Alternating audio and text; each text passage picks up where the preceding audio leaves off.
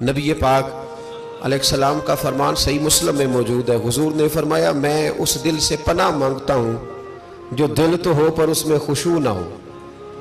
پناہ مانگتا ہوں اس دل سے، دل ہو پر وہ لگا ہوا ہی نہ ہو، نہ نماز میں لگے، نہ عبادت میں لگے، نہ وہ اللہ کے ذکر میں لگے۔ میں پناہ مانگتا ہوں ایسے دل سے۔ وہ کوئی دل ہے، وہ دل ہے کوئی پتھر بن گیا ہے جس میں خشوع ہی کوئی نہیں، جو پیسوں میں بڑا زیادہ لگتا ہے، گپوں میں بڑا زیادہ لگتا ہے، کھانے پینے میں بڑا زیادہ لگتا ہے، آوارگی میں بڑا لگتا ہے، عبادت میں نہیں لگتا، تو پھر اس کا علاج کرانا چاہیے۔ دل کو لگانے کی طرف توجہ کرنی چاہیے۔ دل جب لگ جاتا ہے نا تو پھر وہ جدھر لگ جاتا ہے پھر وہ ادھر ہی رہتا ہے، دائیں بائیں نہیں جاتا، اور جب لگتا نہیں تو پھر وہ گھومتا ہی رہتا ہے، وہ آوارہ ہی رہتا ہے، پھر اس کی کوئی حیثیت نہیں ہوتی۔ اس کا لگ جانا بڑا ضروری ہے۔ اس دل کو اللہ اور اس کے رسول کے راستے میں لگا دینا یہ بڑا اہم اور بڑا ضروری امر ہے۔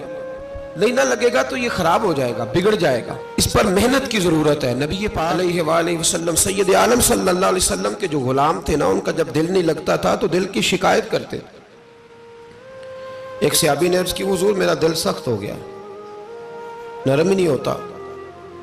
محبوب علیہ السلام نے فرمایا تو یتیم کے سر پہ ہاتھ پھیرا کر، اللہ تیرے دل کو نرمی عطا کر دے۔ تو کسی یتیم کے سر پہ تیرا دل لگ جائے گا، اس میں نرمی آئے گی۔ یتیم کے سر پہ تو ہاتھ رکھے گا نا، جس کا باپ فوت ہو گیا، اس کے سر پہ تو ہاتھ رکھ، اللہ تیرے دل میں نرمی پیدا کرے گا۔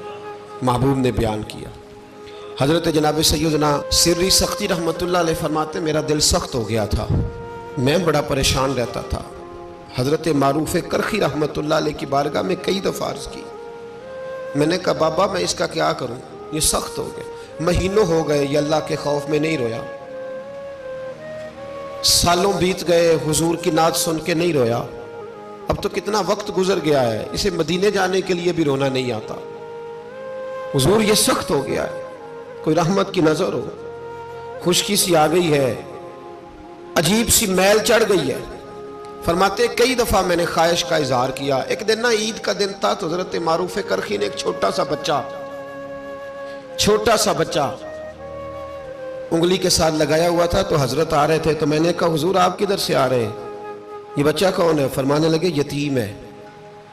سارے بچے عید والے دن اخروٹ کے ساتھ کھیل رہے تھے، بیچارے کے پاس اخروٹ کوئی نہیں، تو حضور آپ کیا کریں گے؟ تو حضرت معروف کرخی کہنے لگے پیسے تو میرے پاس بھی کوئی نہیں اخروٹ خرید کے دینے کے، میں یہاں سے کھجوروں کی گٹھلیاں چنوں گا، وہ گٹھلیاں بازار میں بک جاتی ہیں، میں یہ گلیوں سے گٹھلیاں چنوں گا اور چن کے میں نے کہیں بیچوں گا، اور جب میں انہیں بیچوں گا تو پھر یتیم کے لیے 2-4 اخروٹ خریدنے کے قابل ہوں گا، پھر میں اسے اخروٹ خرید کے دوں گا۔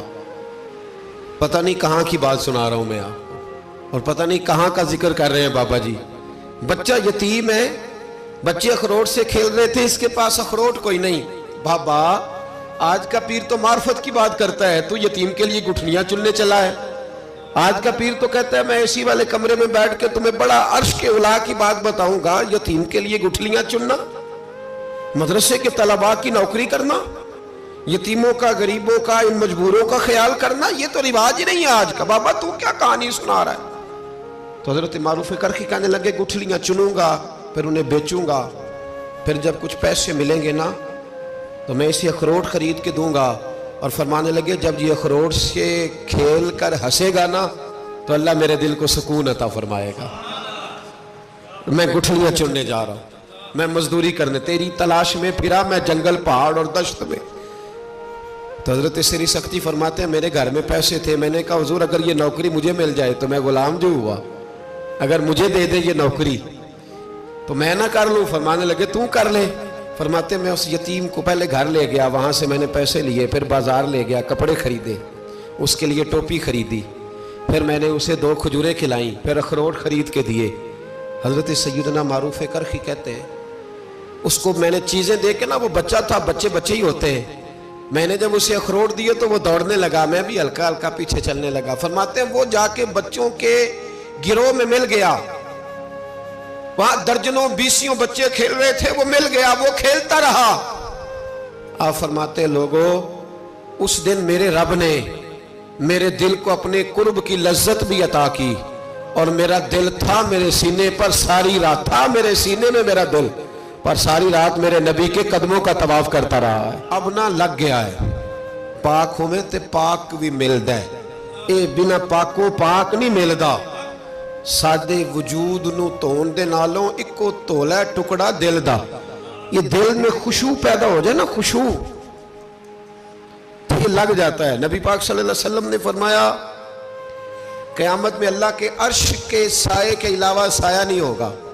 اللہ کچھ لوگوں کو اس دن اپنے عرش کا سایہ دے گا، ایک اس شخص کو بھی اللہ سایہ دے گا جو نماز پڑھ کے آ تو جاتا ہے پر دل اس کا مسجد سے لگا رہتا ہے۔ جس کا دل لگ گیا نا، وہاں دل، جس کا دل لگ گیا۔ حضرت ربیع بن خثیم رضی اللہ تعالیٰ عنہ ایک تابعی تھے، وہ کہتے ہیں میرے کسی نے دل میں بات ڈال دی کہ بس دل میں ڈال دی کہ نظریں جھکا کے رکھنی ہے، بس کسی نے دل میں بات کہ نظریں جھکا کے رکھنی ہے۔ 20 سال وہ آتے رہے حضرت عبداللہ ابن مسعود کے گھر، تو نظریں اس طرح جھکا کے رکھتے تھے، جب دروازے پہ دستک دیتے تھے نا، حضرت عبداللہ ابن مسعود کی کنیز دیکھنے جاتی تو کہتی تھی حضور وہ آپ کا نابینا دوست نہیں، وہ نابینا وہ آیا دروازے پہ۔ حضرت بات سن کے ہنس دیتے۔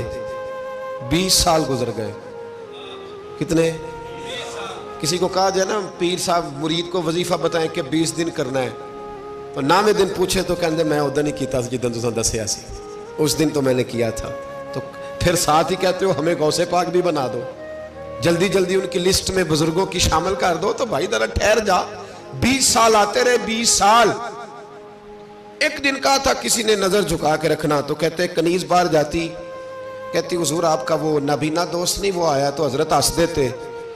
20 سال گزر گئے تو کنیز ایک دن کہنے لگی حضور میری جرت تو نہیں پر مجھے بتائیں تو صحیح کہ میں جب بھی آگے کہتی ہوں نابینا ہے آپ ہنستے ہیں، میں نے 20 سال نہیں پوچھا، آج تو زمانہ بیت گیا، بتائیں تو صحیح۔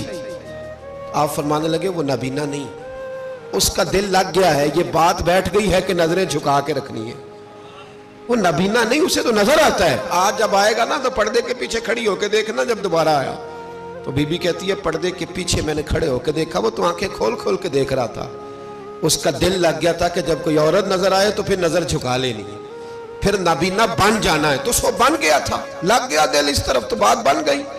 تو حضرت عبداللہ ابن مسعود جناب ربیع بن خثیم رضی اللہ تعالیٰ عنہ سے فرمانے لگے تو تابعی ہے، کاش تو صحابی ہوتا، اور مجھے امید ہے اگر مصطفیٰ کریم تیرا چہرہ دیکھتے تو ضرور تجھ سے راضی ہوتے۔ کاش تو صحابی ہوتا۔ بھائی اس کا علاج کرائیں، خشوع ہی نہیں ہے، دل لگ ہی نہیں رہا۔